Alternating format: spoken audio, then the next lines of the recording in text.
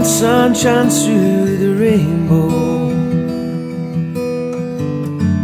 when the stars start to glow, when the breeze whispers softly, when we feel the flake of snow.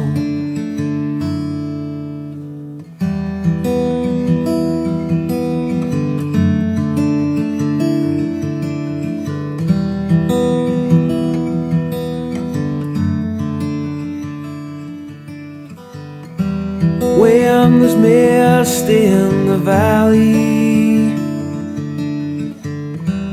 when there's frost in the air, in the warm summer sunshine, then we'll know that you are there. And although I'll always miss you, we'll never feel apart, 'cause you know you're always with us in our heart.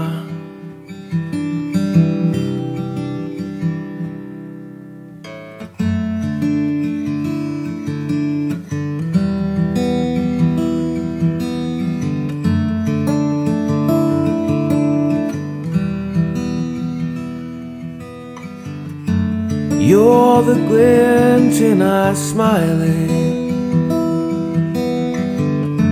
you're the note in the song, you're the wee world that slips out when we're doing something wrong.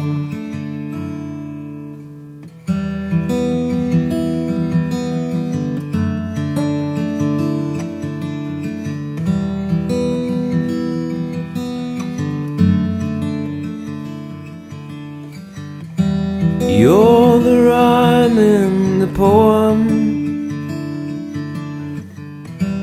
you're the first light of dawn, you're the warmth in our loving, you're the reason we... First of all, I'd like to say thank you to Jim, Jamie and Paul for David's song. And I'd like to say hello everyone, and a very warm and loving welcome to David's celebration of life. I really don't know where David learned to be such a chatterbox, so I'm going to try and keep this quite short and sweet. When David was born, my whole life changed. He was this beautiful wee baby. He was a treasure. I just loved looking into his eyes. Whenever I sang to him, he would cry and grab my mouth. I think he was trying to shut me up. My singing was quite chronic. But he had no choice in it. He was too small and he couldn't argue with me. So I told him he just had to listen. I brought him up with lots of love, cuddles, games and rules. And he was such a loving, caring, serious, yet fun-filled soul. David didn't sleep during the day, but he did sleep all night from 6 weeks old. And his Auntie Susie came back for a visit from America. They got him christened, and he was so lucky because he had not one but two godmothers, Auntie Susie and Auntie Shelley. And David held a special place in everybody's heart, as at that point he was the last of the grandchildren. And I remember when David was only one and I'd fitted child-proof locks in the cupboards. Well, Auntie Shelley came for a visit, but she couldn't get into the sweetie cupboard. So I said to David, I says, go and open the door for Auntie Shelley, David. So off he toddles and opened the supposedly child-proof door. So I was rolling with laughter. I was like, I really think they need to design something that kids can't master so easily. But then I don't know what Shelley would do. When David was young, I used the 1, 2, 3 technique to correct his behaviour. When he was 2.5 years old, he'd been naughty. You can believe that, by the way. So I started counting. Well, he suddenly stamped his wee foot and he started shouting at me. "It's not fair, Mum. Why can't you count to 5 and give me more time to think about it?" Well, I mean, I felt a bit laughing. I was like, how can you discipline when they're so funny, you know? It was so hard to discipline him at times without laughing. Until I hit his teenage years, of course, that was.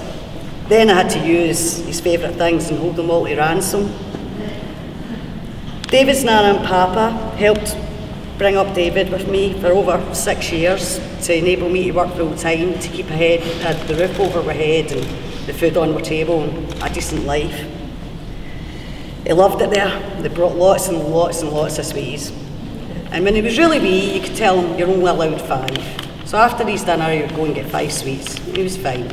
But as he got older, he started sneaking more and more sweets. But he was very clever because he had the evidence behind a bed. So when that bed got pulled out, you would not believe the amount of sweets that boy had went through. Unreal. No wonder he was getting fillings. He would have dinner with us, and then he would run right round to Tom and Kirsty's, and he would have dinner there, or vice versa. He was like a bottomless pit, which any parent with teenage kids can understand. But Tom and Kirsty were like David's second parents, but I kept waiting on him phoning social services to report us for starving David. Fortunately, that never happened. But he never put on any weight, no matter what he ate. I also took David on a lot of caravan holidays with his Auntie Shelley and the girls. He so loved his girls. But with staying in Scotland, we obviously had to do our sunbathing in the rain. That and the amusements, which cost a fortune. I also took David to South Queensland to see his godmother Susie. And we stayed there for 4 weeks, and we had the time of our lives. He ran about naked for 4 weeks. He refused to put clothes on. The wee neighbour next door came through naked. David saw it and went, "Oh well, that's me too, Mum." So unless we were actually going anywhere outside the house or the town, that's the only time I could get him to put anything on. That, and he would put his trunks on for the swimming pool. He actually learned to swim there too. And he had a brilliant time. He loved all the different animals and all the different birds, and we took him to different places, tablelands and the butterfly sanctuary and all over. He absolutely had a ball. And I also took him to Los Angeles where he went to see his Auntie Susie. And I was only 5 at that point. And it was right on the beachfront, so we had a great time there. We were out there nearly every day. And we'd got him a wee kite when I remembered we had to watch for the overhead wires. But we survived. He also loved visiting his Uncle Nick and all his cousins, Tammy, Buds and Carrie. And his cousin Nicholas recalls the time when they were visiting and David was playing up. So he took him outside into the garden to give me a wee break. But what I found out 10 years down the line was that he'd been swinging them in circles until he gave in and came in and apologised and promised me that he would behave. So thank you, Nicholas. Tammy and Kevin, they recall when they spent time with David. He was about 13 years old. And again, he wouldn't be quiet. So Tammy said, "Let's play a game of silence. The winner gets a £5." And of course, David replies, "Oh, Tammy, my silence is worth so much more." So by the end of the train journey, it was £5 per stop. David resulted in £20 because he never spoke that full journey. I wish I'd done that when he was younger. I would. Auntie Donna also recalls when Malcolm joined our lives and took us to visit. And he was in the kitchen with her and he was looking up to his Auntie Donna with his wee sad eyes over the top of his glasses. He says, "I'm not the man in the house anymore, Auntie Donna." Well, Auntie Donna nearly melted, but she went, "Oh son, but you'll always be your mummy's special man." And he went, "Ah, okay." And then we went away to play. So that was that dilemma solved. Now I was asked not to tell this one, but hey ho, I'm telling it. Very sorry, Erica. But one Halloween, We were dressing David up as Count Dracula. Well, the white makeup just wasn't good enough, so I had to go round to shops and try and get the face paints. And when I got back from the shops, I heard David squealing, "It's stinging, Auntie Erica, it's stinging." So I says, "What's stinging?" Coming down the hall, I walked into the bathroom. And there was David with a beautiful white face. And it was white emulsion. Well, by the time we'd got that emulsion scrubbed off his wee face, it was red.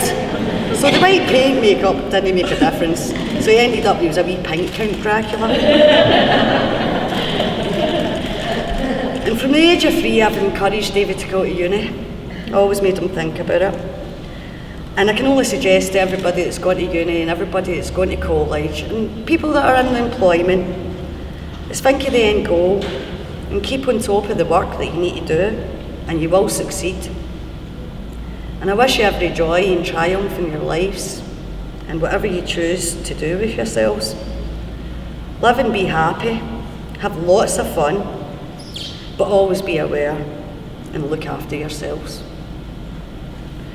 Now, I said I would keep this short and sweet, but I forgot about this one. It was a train journey to Coventry, which lasted 5 hours.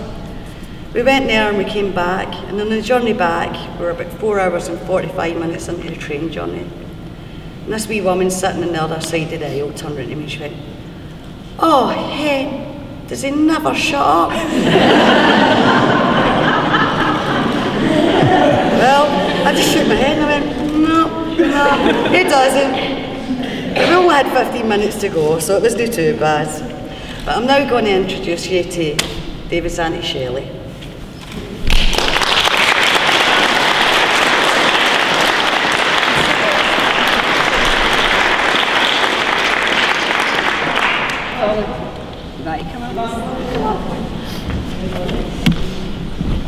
Well, good afternoon, everybody. It feels so unreal to be sitting here talking about David to his family and his friends and this celebration of David's life. I have been asked by Donna, David's mammy, to share some happy memories of David and this celebration. That his life was so tragically cut short. David was an all-round fun-loving guy and was a bit of a character and very much loved by everyone whose lives he touched. But when Donna asked me this, my memory went back to potty training. When we potty trained the girls, we used to sing the potty song. I won't sing it because my singing's chronic. And we used to dance and cheer. So when David's turn came, Donna asked me, "Michelle, what do you do to encourage him?" So we showed her. So on the day that David done it right, we all cheered and sang the song, the potty song, and then we emptied it down the toilet. But on this occasion, David wanted to do it himself. So you can imagine, with all the excitement of us singing and cheering, and David stomping up with the potty towards the toilet, the contents were over him. To Donna's horror, and my carpet. But Donna loved to come and visit his cousins, whom we called the girls, because I've got 5 daughters, so it was easier than giving them names. Cheers.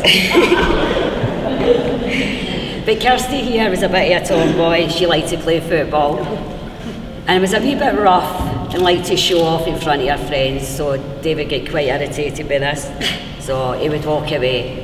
He would like to play chess, but the girls weren't interested. It was a bit boring. So Leanne took him aside and wanted to do hairdressing, put lovely baubles, nice pink ribbons in his hair. And David was having none of that. So he decided to go and play in room with Claire. And when I walked up to Claire's bedroom and found him sitting there, playing with Claire's Barbies, he says, "It's okay, Auntie Shell, I'm Ken."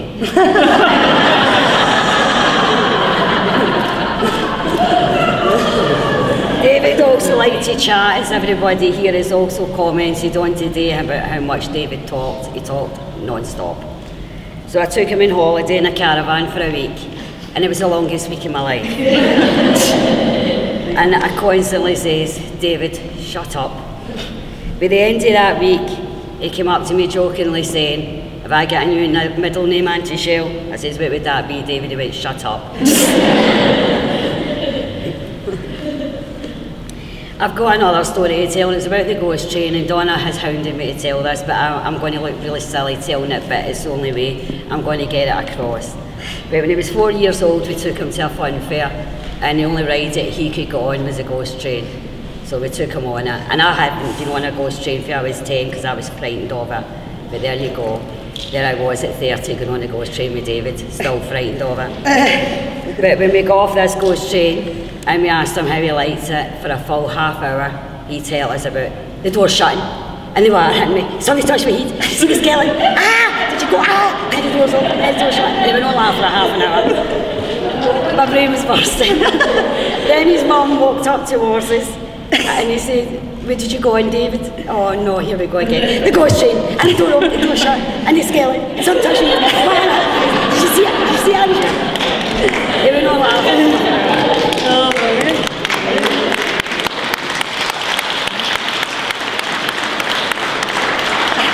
there's lots of memories of David growing up, because we spent a lot of years together, and a lot of holidays, and a lot of fun times, and a lot of annoying times as well. But I need to stand down and let somebody else get a shot, or I could be here all day.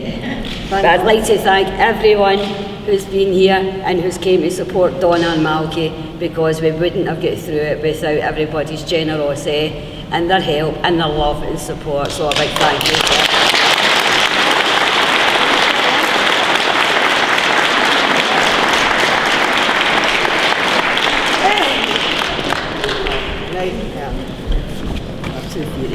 I was sweating all over. You going to sing? Get it all, Stewarton. Hi everyone, I'm Kirsty, David's big cousin. I would like to share funny memories of David and his childhood, because they're too precious not to. As children, we used to make up plays, dances. Our favourite song was Steps, 5, 6, 7, 8. Me, Leanne, Claire and David would go upstairs, practice our moves. Nicola was our dance teacher. David, like the rest of us, would dance like no one was watching, sing our wee hearts out. We loved to perform for family and friends. Another fond memory was the trip to Stewarton in Donna's car. We would play lots of games. David's favourite game was Who Spots the Castle First Wins, a game made up by Donna. David would have an absolute meltdown if he never spotted it first, screaming at the top of his voice, "I saw it first, I saw it first," so we all had to agree to shut him up. David was such a character, always liked to perform, never scared. One time it was a school talent show, and David sang "Donald, Where's Your Trousers?" He didn't really win, but he thought he should have. What a lad, loved him to bits. We also loved a game of blind date. I was Silver Black, of course. Lovely head of hair and the irritating voice. Poor David always had to be the date, but he was the only boy. Didn't matter to him, as he loved the ladies, even if it was a date with his cousins. I was just as bad. His mum Donna asked me to sing him to sleep. So there was me, 7 or 8, taking it all serious, went and stood above his cot and sang at the top of my lungs, which is quite loud. "Wilkes, mussels and candy apples." everyone burst out laughing. I didn't care. David stopped crying. Job done. I would just like to say how honoured I am to have had David as a cousin. My childhood was David, so if it wasn't for him, it wouldn't have been the same. So thank you, David. You'll always be in my heart and my thoughts. Love you forever. Your big cousin Kirsty. Thanks, everyone.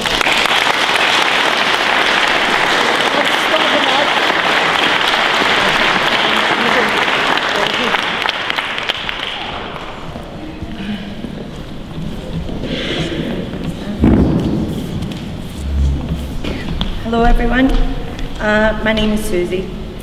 I am David's auntie, and I'm also the other half of the other godmother. As Donna has previously said, David was about 18 months old the first time I laid eyes on him. He was this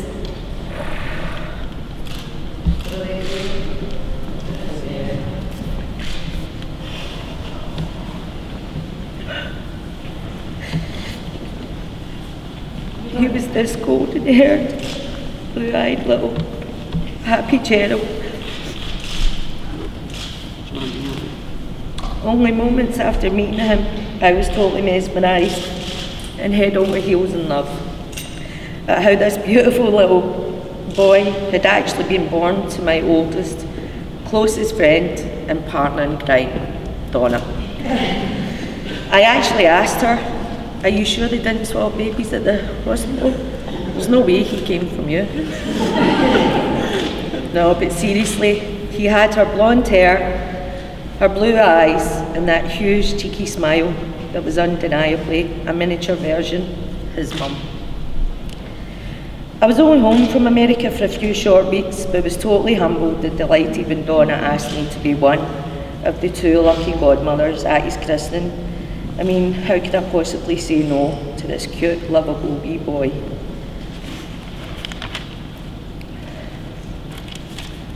I remember the next time I actually saw David, he was about 3.5. I'd moved away. I have a bit of a travel bug in me, so I was in Australia at this point. So Donna, as she previously said, had brought him for a visit.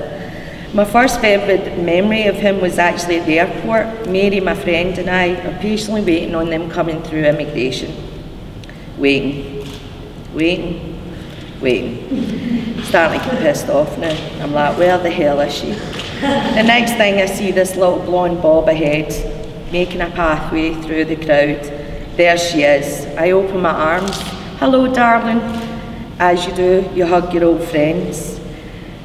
Hugging away. At the same time, the wee man was standing holding onto the end of her t-shirt, looking at me through these wee stainless steel glasses, very quizzically, like, "Who the hell are you?" The next minute, I started to feel all kind of soggy up here, and I'm like, wait a minute, what's going on here? And I pull my arm away, and there's Donna, tears rolling down her face, howling. I said, "What's the matter?" I thought she was giggling, you know, happy to see me, but she was actually crying her heart out. I says, "What the hell's wrong?" She points to David and shouts, "Him! From Japan to Australia, he's been a nightmare."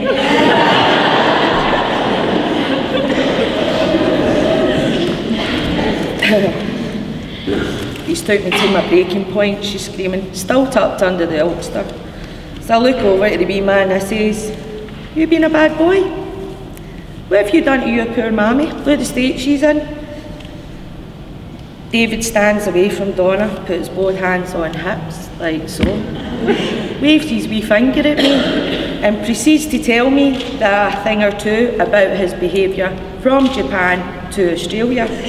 But he also wanted to tell me from Glasgow to Japan he was actually very good. It was only in the second part that he was a nightmare.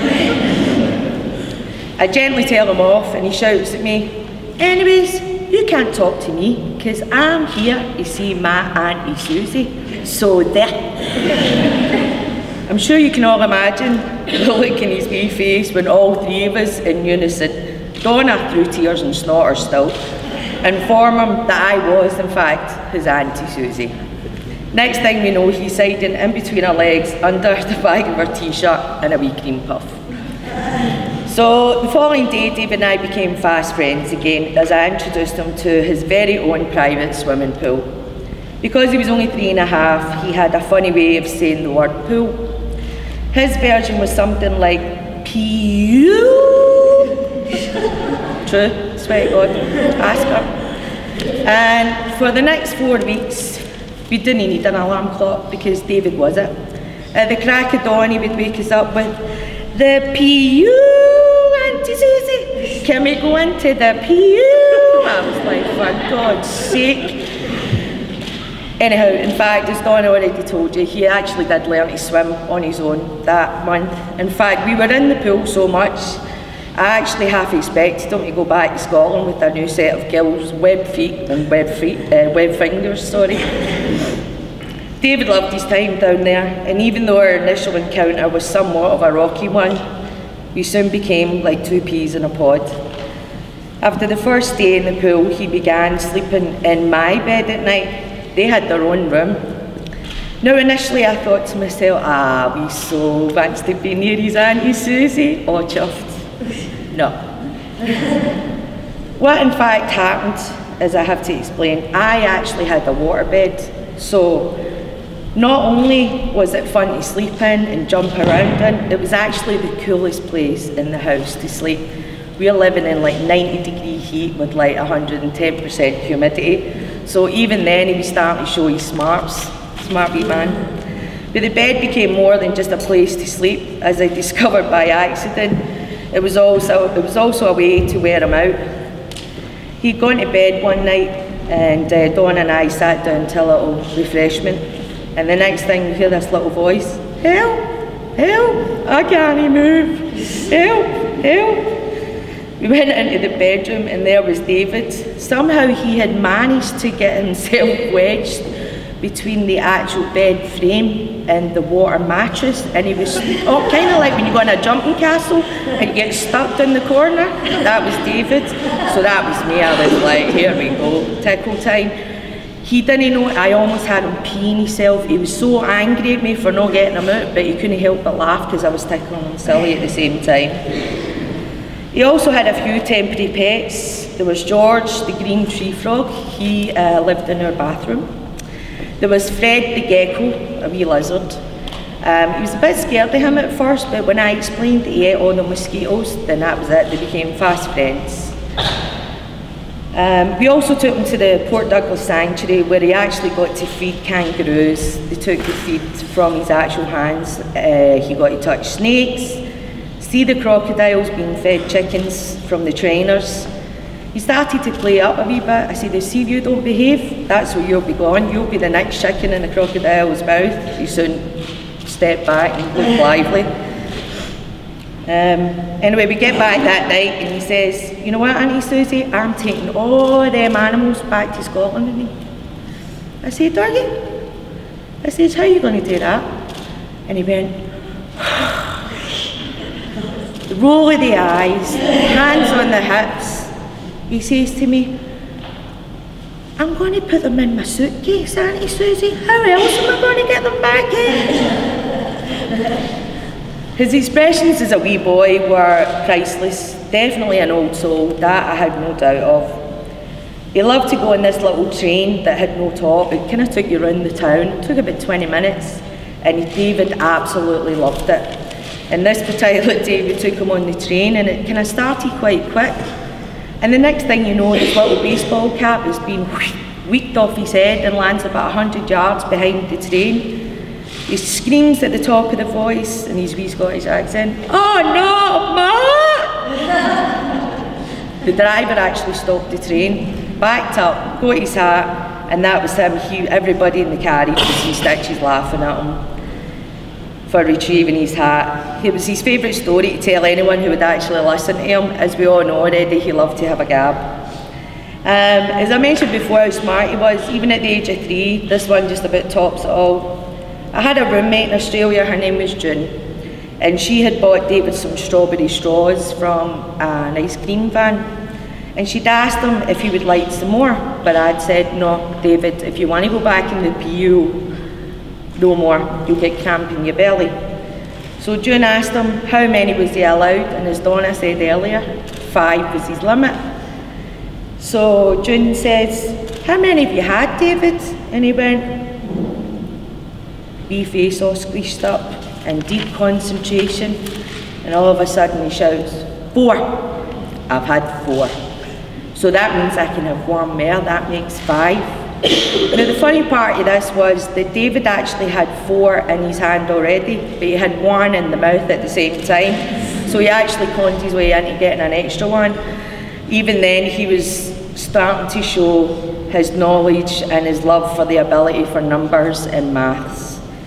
To finish up my little memoirs about David, I have to share this last one, which is actually more about his mum.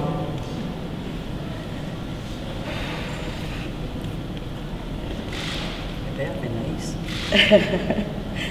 On one of my visits home, I was staying at Donna and David's. He was now in school, so he was probably about 5 or 6.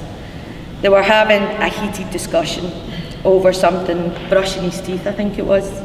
Then getting into his PJs. Then it was something else. And then it was something else. To be honest, I actually found it quite entertaining. Him standing there, his ground, and arguing the bit out with his mum on just about everything. She turned to me and she says, Susie, what a stubborn, argumentative, wee shite he is sometimes. Now, for those of you who have known Donna Halloran for as long as I have, you will understand my reply to her statement, which was one word: karma. For those of you who don't know her, where do you think David gets the chatterbox? I'm right. No, even when I'm wrong, I'm right. There you go. Anyway, thank you all for allowing me to share.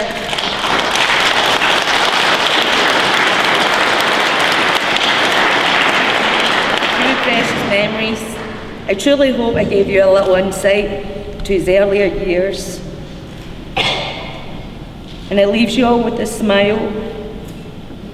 Thank you.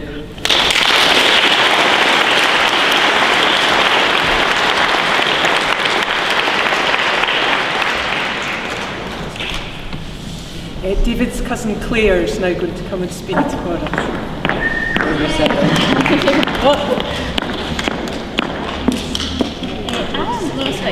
I've got my head against me in the Harlemans. Hi everybody, I'm David's cousin Claire. I'm most likely get a notepad or a dictionary that everybody else has created here. I'm just using my 2 hands and my memory that I've got. There's many memories of David that I can remember. Many are distant memories that will probably come back to me due to grief and things, obviously getting through this.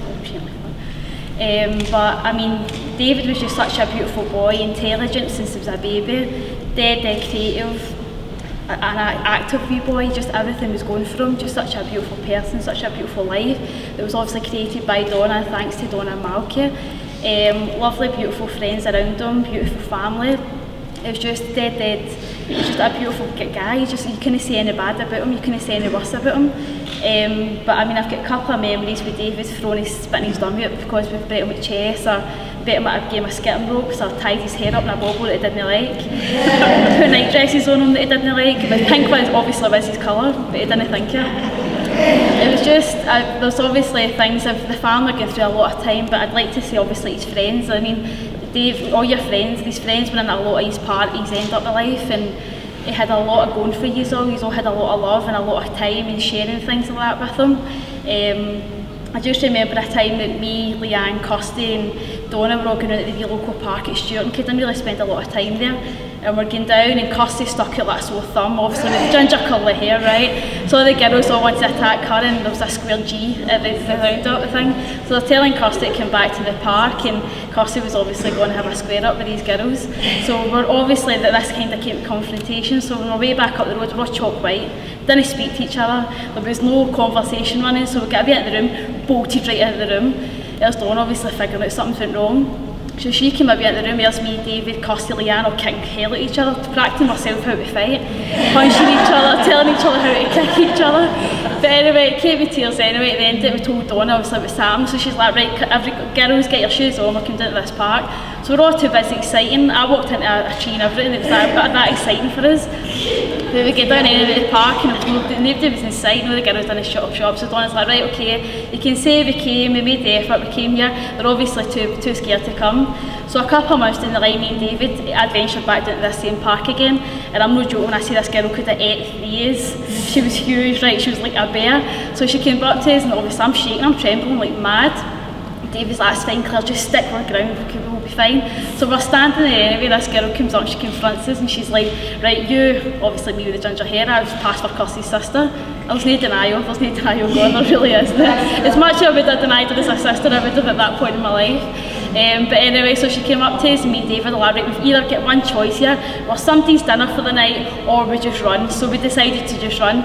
David was in this bit, I think, I don't know if it was I don't know, a sense of style, but now these flashing up light trainers that he had, and everybody loved them, right? But David had these Star Wars ones at this time, so we're running right into these bushes, right, dark at night, run for the saviour of our life, branches and everything, try to camouflage our cheeks and all that with the bits of like mud and all that on our cheeks.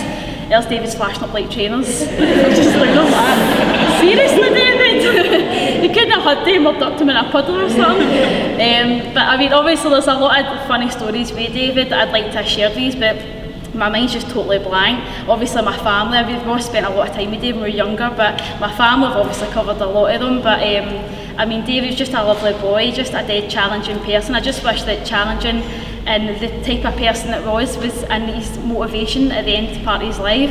Just a beautiful life, so sadly ended, but it's obviously got a lot of memories and everything else that we can probably live on, but that's just, I'm allowed.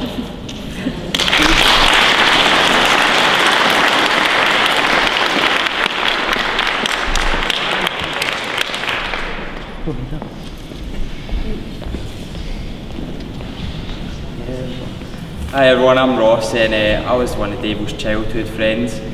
And memory I want to share with you is when a wee trip to the Magnum we had when we were younger. We loved our wee swimming adventures where Mum and Donna would go, and David was the better swimmer than me. I was pretty jealous, to be honest. But if you remember, if any of you have been to the Magnum, there's a wee pink elephant slide just at the side, next to the big one. Obviously that's too challenging for us at this age, so there we are, we're wanting to go on the wee pink elephant slide.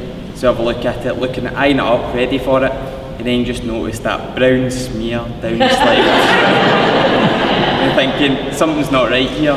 So looking at it, and then just at the end, they've left the evidence. It's the big fat shite right at the end of it. So now we're faced with an option whether don't go on the slide, or we need to attempt the bigger one. And then there's David, he's the courageous one of the two of us. He goes right up to it, he's on the slide first, egging me on to go on it after him. There's me behind him, cowardly, shaking like mad. And then that's it, we go for it. And that was us, happy as Larry then. And that's my memory.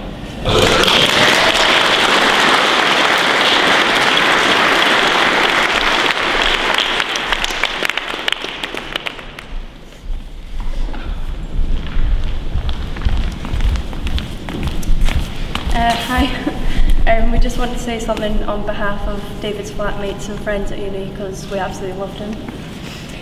Yeah, like David was cheeky and everything, like he was a little, you know, he was easy to get on with, but sometimes if you argued he can never be wrong.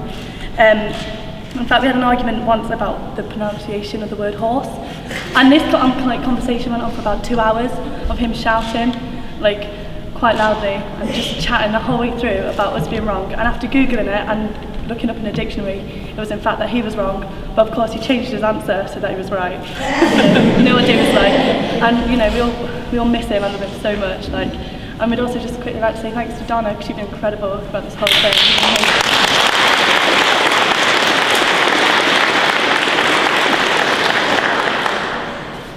Yeah, we all love David so much. Like, he was such a great friend to all of us, and we all had like a different relationship with him, but like we all knew that we were just as special to him. And like, yeah, it was just truly amazing. And one of like the most common things you would say about David is him just running about the place in just his boxers, because apparently he don't wear any other clothes. And like our very first fire drill, everybody else had time to go and get changed, and like the guys on my floor had pulled on like jeans and everything, but David couldn't find any clothes, so ended up going out in just his boxers and running around to everyone going, "Give me a hug, I'm freezing." I'll just read out a couple of these memory cards. This is from another one of our flatmates. When I think about David, I remember everyone piling onto his bed so we can watch How to Train Your Dragon. I think about how he was self-conscious about his wee crooked smile. I think about him eating an entire tub of ice cream whilst recapping a long day. I think about him arguing about everything possible because he always had an opinion to share. David being especially cuddly in his Shaun the Sheep costume at Halloween. Our in-joke that our engagement was imminent thanks to the frequent proposals of marriage that would incur every time I baked. The first fire alarm, as was said. At Halloween he gave me a lovely compliment along the lines of my costume was nice because it didn't conceal my natural prettiness.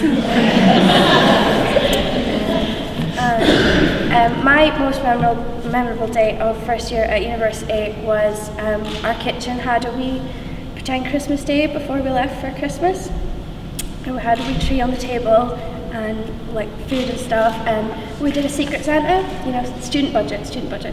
And of course I picked David's name at the hat, and I think what I got him kind of reflects our relationship. The first present he opened, his response was, "Oh, it's someone with a sense of humour." It was a wee packet that was make your own girlfriend. It was like little felt stuff you stuck together.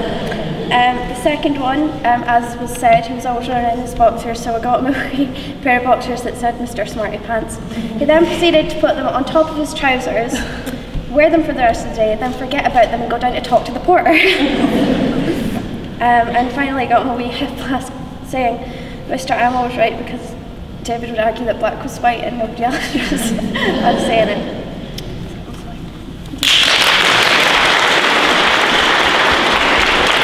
Hi everyone, my name's Paul.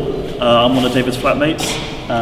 It's actually, I understand why Donna wanted to get everyone today together here so as we could talk about David and some of our experiences with him. One particular experience I think we can all relate in is playing a certain game with David. It's called David Says, and it's pretty much the same as Simon Says, only it's pretty much David every time. And if you don't do as he says, then you better be ready for the forfeit. There was a nice story actually that Don was talking about earlier on that resonated with me when you were saying when he was just a small boy, he went on a holiday for 4 weeks and he ran around the whole time naked. Pretty much the same thing at uni 18 years later. You know, I had loads of stuff here written down, like different stories about David, but but it's difficult to put them into context for different people.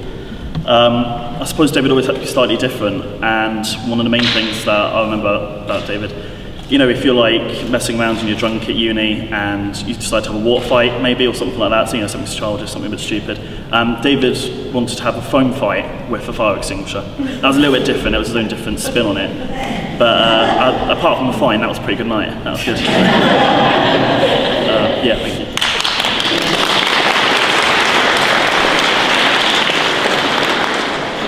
I'm David's flatmate, James, and thinking for about 2 months what I want to say at this, and nothing really came to me. So I thought I'd just speak about the first time I met David. Just managed to get my mum to bugger off. To leave me alone on my first day at uni. I walked into the kitchen, there was about 4 or 5 people there, and everyone just sort of looked at me. And I had a packet of mints put in the fridge. And I was like, oh, I'll put it in the fridge, and everyone was still just sort of sitting, looking at me. I was like, you know, and David pipes up and said, "Oh, you've actually got real food." Made me wonder what he was planning on doing. No, all I would say really is, I don't think I'd have made so many friends at uni if it wasn't for David.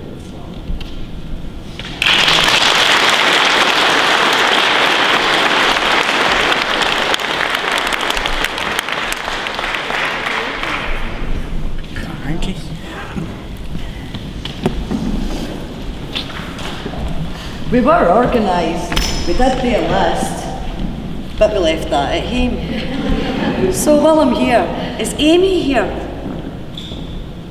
No. Okay. Well, Amy had contacted me and, oh, there we go. Amy, come up please then. This is Amy. Oh, it's even better. Well, when Donna said she was wanting people to come up and talk about their favourite memories of David, there was only one that I could really come up and say. As all of you can tell, that David was extremely, it was just a cheeky guy, and I still love it, but he was so sweet. And there's so many stupid arguments I could talk about, and so many drunken memories, and sobby heart-to-hearts, but one night that really stands out, it was a party, and near the end of the night, me and David were sitting talking, and we were talking about my questionable style choices throughout school, which there was many, and I was just slagging him off, and David just turned around to me and said, "But Amy, you know, you always have been and always will be beautiful to me," and I just believed him, and you're beautiful. Thank you.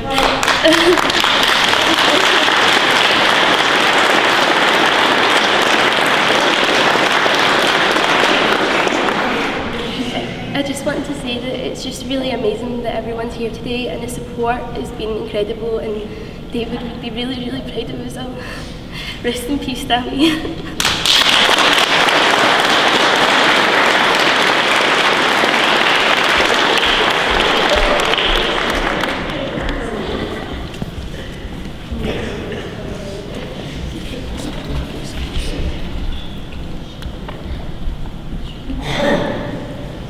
Hello everyone.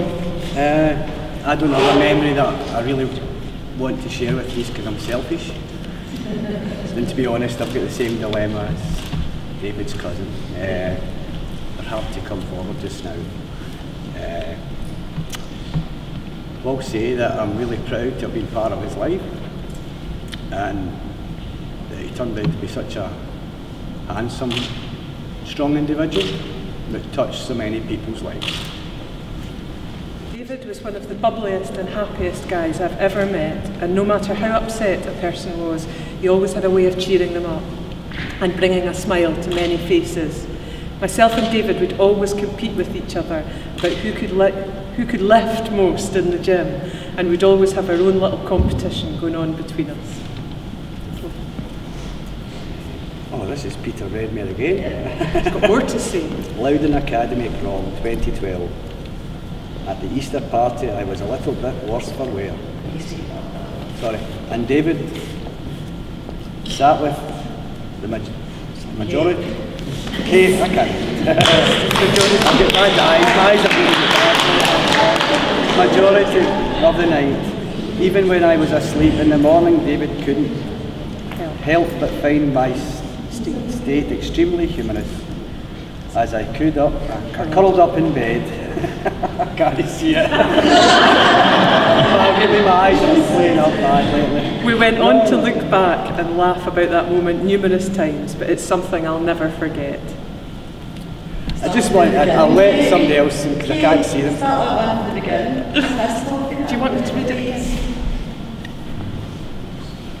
I'm really, all I could see is David was such a positive soul in all of our lives. That's what it is.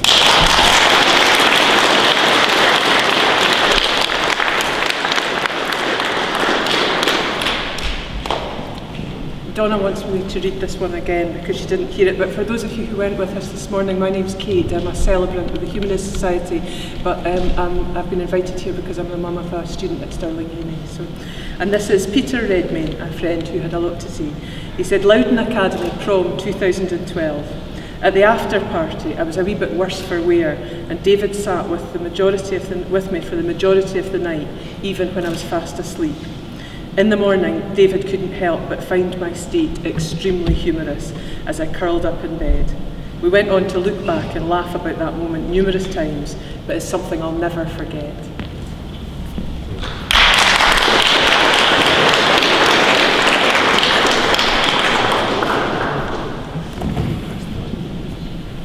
I'm Malcolm's brother, Fraser. This is from John Kennedy, who's a friend of David's. So when Mrs. Chester threw me out of S4 computing for putting a hyphen in HE, and David spent the full period laughing his ass off and wouldn't stop going on about it and got the full class to argue my case. Some guy. This is from Nicholas Michael O'Halloran and his cousin. When he came Christmas shopping with me in Glasgow and we went to the body shop where they were given a few freebies, and David said, well, that's mum and the girlfriend sorted. This one's from Beth Nelson, who's a school friend. I was lucky enough to know David. I'll always remember him being so happy and carefree. He was always so funny.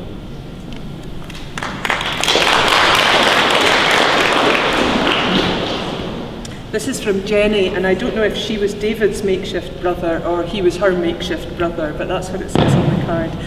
Jenny says, I don't even know where to start. I'd known David for 10 years.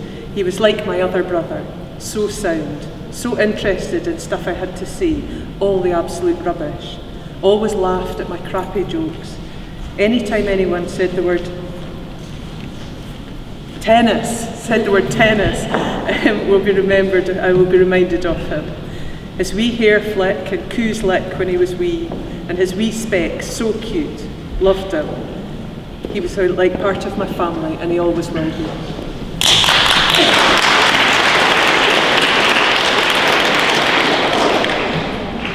From Heather Murray, a school friend. In primary 7, when we raced each other in maths to see who finished first. But really I was just copying him and then get into trouble after several months. After prom, dancing and shouting at him for kissing me and Katie Duncan. He was so cheeky, always at school in tennis shorts.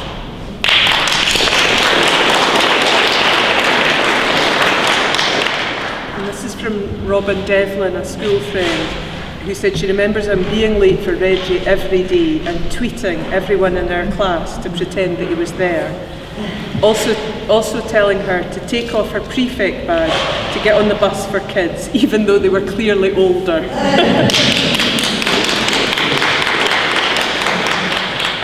From Helen Dobson, who is Emma Dobson's mum. I remember David's great big smile, his quick wit and chat, and his risque jokes.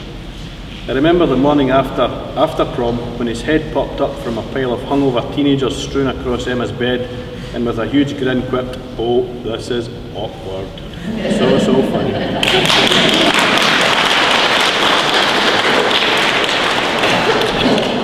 This is from Andrew McPherson, a friend from school. He says, I have lots of memories of David, mostly from school, but also from parties, etc. He was always the life of the party and always looked out for people.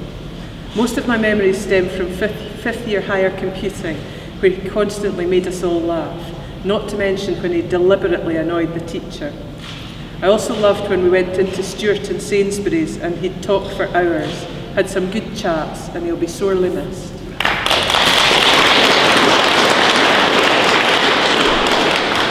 This is from Sharon and Jeff Redmayne, who are Peter's parents. We have very happy memories of David, Alison, Peter and Emma, sitting in our lounge one evening before Christmas, eating pizza and watching TV. There was lots of chat and humorous banter, Peter being the loudest and cheekiest of them all. David was a very pleasant and polite young man and was always welcome in our home.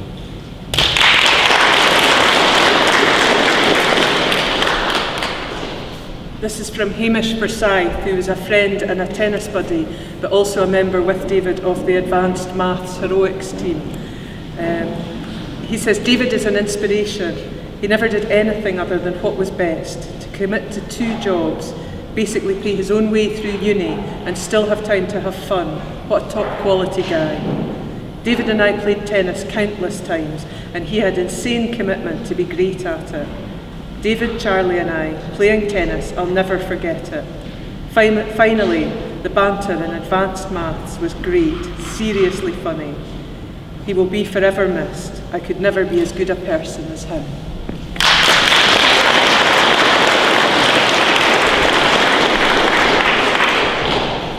From Nicola Allen, who says her connection with David is, what can I say? She says that when David was just a laddie, he came to stay with us. He was always so excited, he used to trip over all his words and race into Ross's room to play with the toys. He was a very special boy and still is. He holds a very special place in my heart. Hi, I'm Tom, Charlie's dad.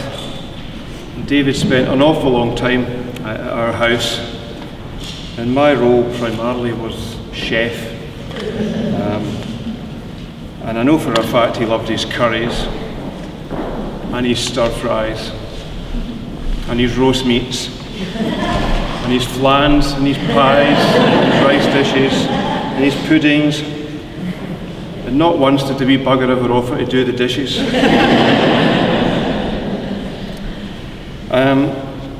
A couple of other wee things here. I've got some stuff written down on the card. I remember when Charlie and David were young lads, maybe 8, 9, 10 years old. They thought they were action heroes, really. And I was the baddie from sort of the cartoon series Dragon Ball Z. And they would absolutely lay into me with their wee fists all the time. And one time I just thought, enough's enough. I just stood up, grabbed David, spun him round by his outstretched arms, and let him go so that he hurled 8 feet across the room onto the couch. And at that point he realised, grown-ups have superpowers too.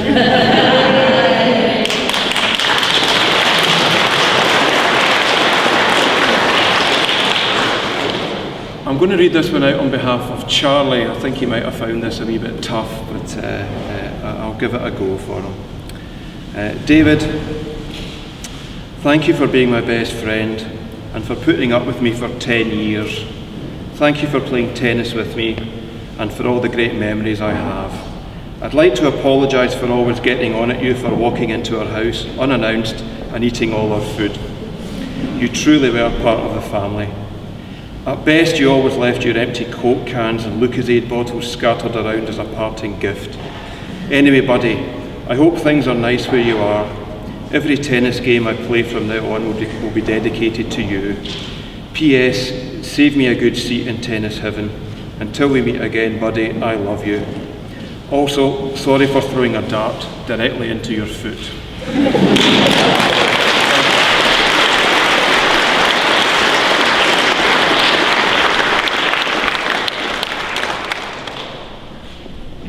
Another of these cards here. This is from Marcus Rowell. I hope I've got the pronunciation right. He's a work colleague from Sainsbury's. David would come in for his Saturday shift, always carrying his Costa coffee. Over the course of the day, he would tell me about his surefire fixed odds coupons and tell me who would be a good pick for my dream team. He was usually right. On a Monday, I would ask how his coupon got on. Sometimes it came up, sometimes it didn't. But either way, he always had a laugh about it.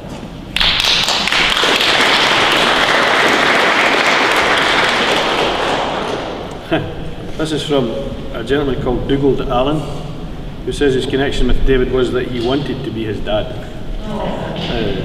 After David stayed with us for the first time all those years ago, I was going to ask Donna if I could keep him.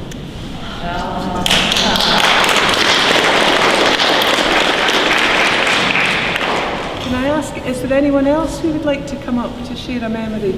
Come on, please.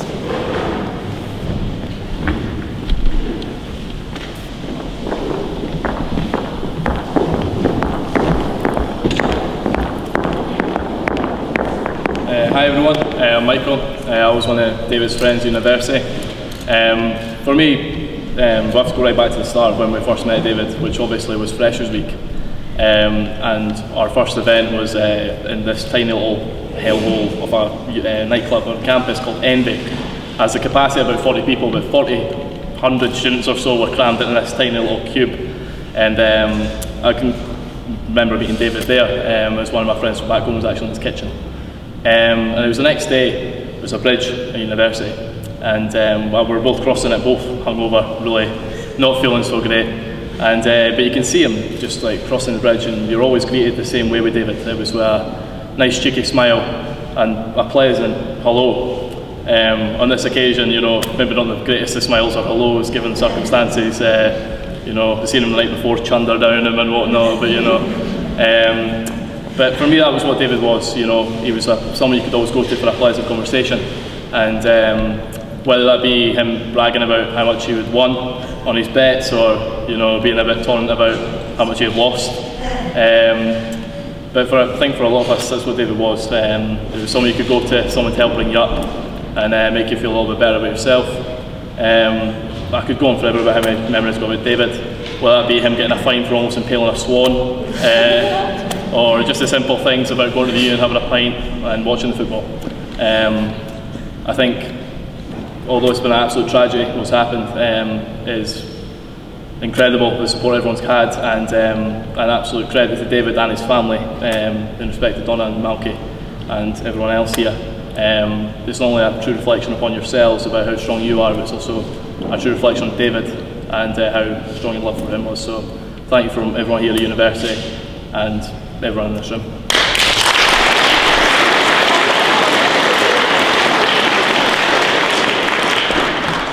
Hi, I'm Sarah, one of David's friends from university. The first night I met David, I was in a kitchen full of drunken students trying to make myself pasta at 10 o'clock at night, and David, in his drunken state, thought that to make it cook faster, he should just stand there and stir the pot for me to make my food ready in time. And oh, it was just such a laugh, honestly. Like, when I first got together with David, he made me so nervous. He was this charming, beautiful man, and it was just, I don't even know what to say. Like, within 10 minutes of watching a film in his room, I'd have broken the TV remote and elbowed him in the face and knocked all his KFC shirts down from the hangers and everything. He was just so nervous around him. But to be honest with David, it was just, most of the time I was just watching so many films. Like, he always picked, it was always something like Mean Girls or Twilight, you know, he just loved his rom-coms. As he said in a tweet, got it from Beaton. But no, he was honestly just a beautiful person, and I'm so happy I met him, and it's hard to go through university now knowing that he's not going to be there with us, but I think we're all just there together, we're all strong for each other, and we'll miss him every day. I worked with David in KFC, and I go to Strathclyde Uni, so I'd only just come back and started working in Stirling KFC, and there was this boy, and I was like, who is this boy? Who just always was talking. He was like, I know what I'm doing, it's fine. So, but my favourite memory of David is he always worked on the front counter and I always worked on drive-through, and we were on clothes together, and my parents had to bring me the car, and so they were dropping off the car keys. So my mum walks into the store and she said to David, oh, can you go get Chloe for me, please? So David runs round and he's like, Chloe, someone's here for you. And I was like, okay, so I walk round, and then there's my mum standing there, and he goes, here, Chloe, is that your mum? And I was like, yeah. And he was like, well, that's where you get your good looks from then. And I was like, my mum, good looks? And he was like, of course. And he was like, yeah, but not as pretty as my mum. He was always the most charming boy to be with, and I'll just remember him forever and ever.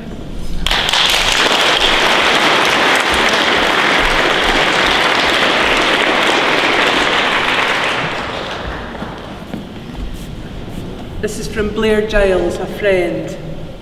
He said, David was a great guy and no one could ask to meet a nicer person. Some get taken from us early and it seems to be the best people. However, this just means that they are God's favourite people and he wants them back. We will cherish the time we had with David, and he will remind me every day to love my family and my friends, as time is short and we need to make the most of it. Gone, but never forgotten.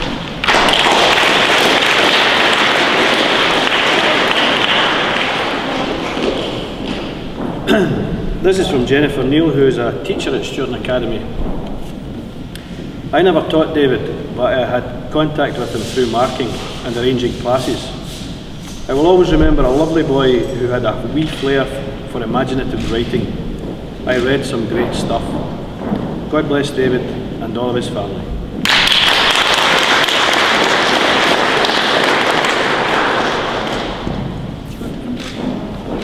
Yes, there's loads. Caitlin Campbell, a school friend. In physics in 6th year, David got his prelim results back and he got an A, but it turned out Mr. Ferguson had figured out the percentages wrong and David actually only got a C.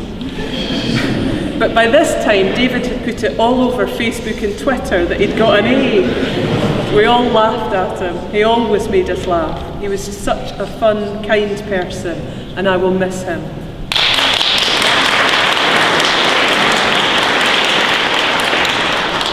This is from Beth Morton, another school friend.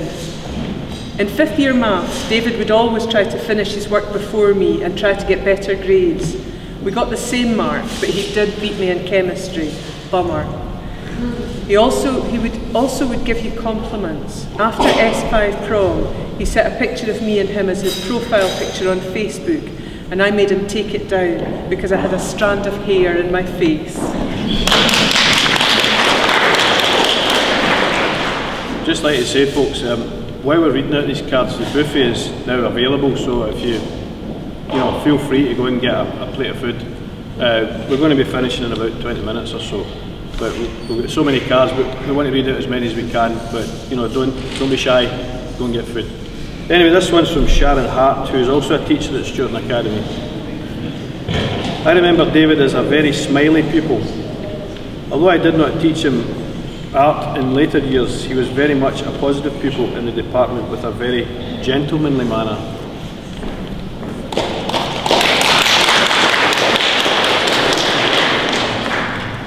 This is Lorna Maguire, a Sainsbury's colleague. My family and I went to the KFC where David worked. He served us that night. He got all our order wrong and got himself in a fluster. He was so funny as I said he was going to get his P45 on his next shift in Sainsbury's. We all laughed when the order finally came. This time it was correct. It's Lorna, John, Emily and Lucy.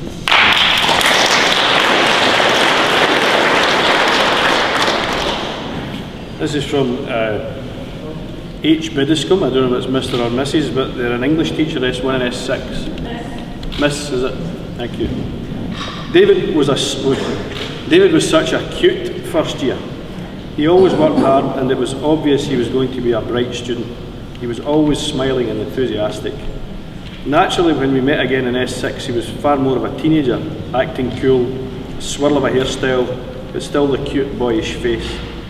English was not his favourite subject, but he endured it with good grace, and I enjoyed his smiling presence in the classroom.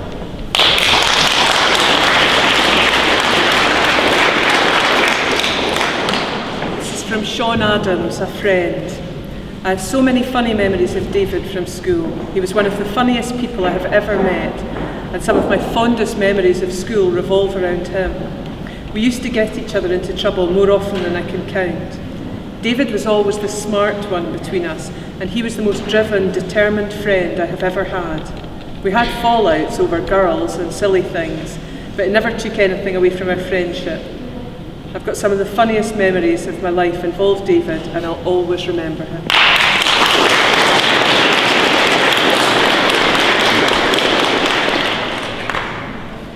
This is from Paul Ferguson, who is a physics teacher.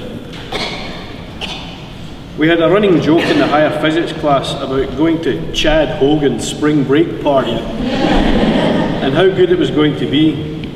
David could not understand why he was the only one who had not been invited to the party, and wanted to know, who is this guy anyway? David was the only member of the class who had not seen the Kevin Bridges DVD.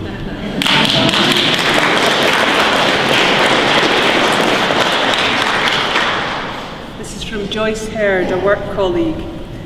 David, miss you, even although you would leave your shopping till the last minute to go through the tills, knowing you had your bus to catch, but you just took everything in your stride. You were so laid back. Sleep tight, David.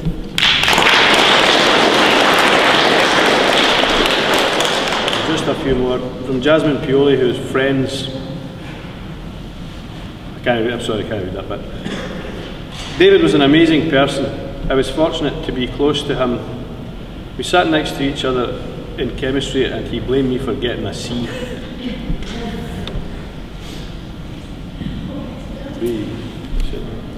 I sent him and Erin up, and it's the best. I set him and Erin up, okay? And it's the best thing I ever did. I also chose his kit for prom, and she treated me to lunch because of that. David was a genuine nice person, and I feel privileged to have known him.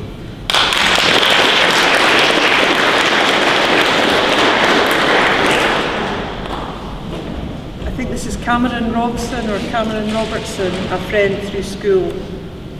I've known David since first year of the academy. Through second and third years I regularly played Xbox with him, and this is how I got to know him more. I continued to talk to him more, and in fifth year we happened to be in the same maths class at Higher. The laughs we had were brilliant, and the banter we had together I will never forget. The memory I will never forget though was the walk home after prom in fifth year. It was a real struggle for the both of us. The laughs we had together I'll never forget.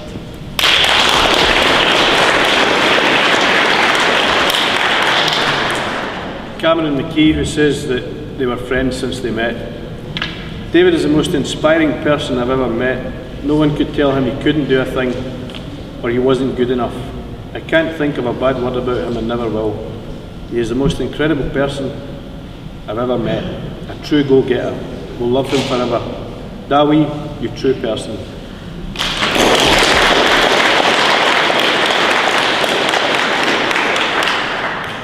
Kira Taylor, a friend. I had known David through friends and he'd always been so friendly and easy to talk to. I remember when he worked in Sainsbury's, I came in demanding breadcrumbs when I really meant croutons. David ran around panicking, bringing me different kinds of breadcrumbs. After a good 10 or 15 minutes, we both realised that I'd got breadcrumbs confused with croutons. He was not impressed.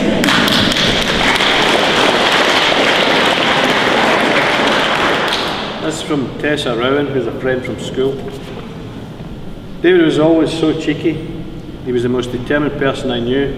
That could be cheery actually. He was the most determined person I knew, and he always knew what he wanted. That time he stole my vodka at a party. Then an hour later he found it in a cupboard. Sneaky one he was.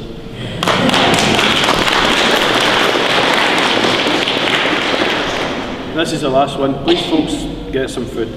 From Michelle Forbes, who's a work colleague. David always made me laugh when he took the mickey out of the fact I wore a big woolly hat and soft boots in the winter. He said I'd practically come to work in my PJs. He will be sorely missed, such a young boy taken far too soon. R.I.P. David.